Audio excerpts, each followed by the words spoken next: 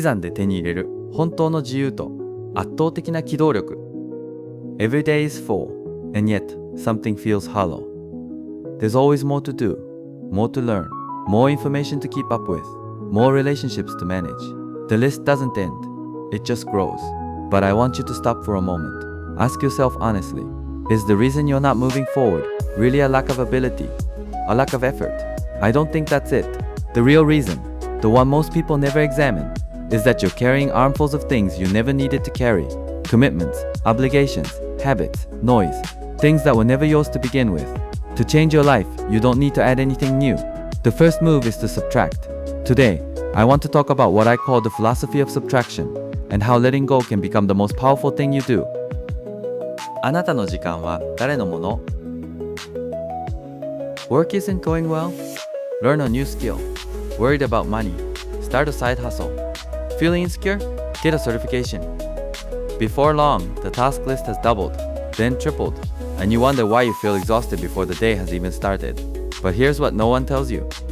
In a world drowning in information, the answer is almost never more. It's less. Our brains are built to chase stimulation. Open social media. There's a new post. Open a video. There's a recommendation. Keep scrolling. There's always more. This is the dopamine trap. When your brain receives small rewards in rapid succession, it begins to crave them constantly, and the cost is steep. Deep focus disappears. Long-term thinking becomes impossible. The ability to sit quietly with a single thought, gone. By the time night arrives, you realize you've been busy all day and built nothing. That hollow feeling is the gap between motion and meaning. So let me ask you directly, is your time actually yours? The minutes you spend reacting to notifications, are those yours? The social obligations you keep out of guilt, are those yours? The news you scroll through out of habit, does it serve you? At one point, I made a simple decision. I built what I called a not-to-do list. No social media beyond 10 minutes a day. No social gatherings I attend purely from obligation. No news without a specific reason to look. Before adding anything to your life, remove something first. When you do, a gap opens. At first, that gap feels uncomfortable, unsettling, empty. But that emptiness is not a problem to solve. It is the space where your own voice finally becomes audible. Only in quiet does the real question surface. What do I actually want? Reclaiming your time doesn't mean doing more. It means deciding, deliberately, clearly, what you will not do. 持ち物は過去の記憶. Now let's talk about the physical dimension of subtraction. Owning something is never just about possession.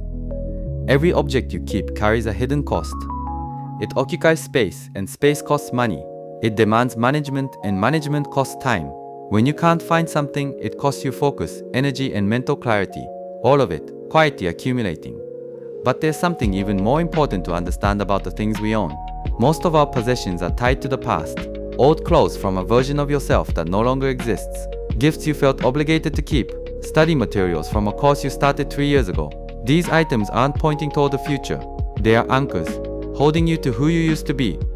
When we struggle to let things go, the reasons almost always fall into one of 3 categories: fear of future scarcity, attachment to the past, and guilt. It was expensive. Someone gave it to me. I might need it someday. These are understandable feelings, but your present self and your future self deserve priority over your past self's choices. Here's a simple reframe that changed how I approach this. If I truly need something, I can find it again. I trust my future self to handle that moment. That trust makes letting go surprisingly easy. What remains is only what serves you now. The tools that genuinely help. The objects that bring you to your best state. That is not scarcity. That is a highly curated life. And it is one of the richest ways to live. When your physical world becomes lighter, your mind follows. And when your mind is light, your actions accelerate. You stop deliberating and start moving. The future doesn't wait for those weighed down by what they refuse to release. 圧倒的な身軽さで7年計画に没頭する。Reduce what you do. Reduce what you own. What happens next? Time appears. Energy returns. A margin opens up that didn't exist before. The question is, where does that margin go? This is where long-term thinking becomes essential. We live in a culture obsessed with the one-year window. This year, I'll change. I'll have results before December. These are honest aspirations, but they carry a dangerous assumption that transformation is fast. It isn't. Real change unfolds slowly. Your cells replace themselves. Your thought patterns gradually restructure. Skills move from the surface of your attention into the fabric of who you are. That process cannot be rushed, and it cannot be compressed into 12 months. I've come to think in a different unit of time, 7 years. 7 years is enough to become genuinely fluent in a language, enough to build deep professional expertise, enough to transform your body, your voice, your ability to communicate with the world. 7 years is not a long time. It is the right amount of time. And the key that makes 7 years work is singular focus. Because you've stripped away the unnecessary, you can direct everything, your attention, your energy, your resources, toward one direction. That concentration is what creates compounding results over time. There is one more thing I want to say about traveling light. In an era of constant change, adaptability is not a soft skill, it is a survival advantage. When you carry little, you can move, you can shift locations, shift challenges, shift direction, without the crushing cost of renegotiating your entire life. You don't need to be perfect before you begin. Release something at 85% and refine it as you go. When your load is light, course corrections cost almost nothing. The moment you set down the heavy backpack of your past, something shifts.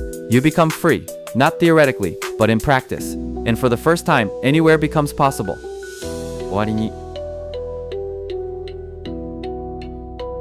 Subtraction is not about loss. It is about releasing everything that is not essential, so that what remains can breathe and deepen and grow. Stop what doesn't need to be done. Let go of what no longer serves you. Step back from relationships that drain more than they give. When you do, something quietly opens.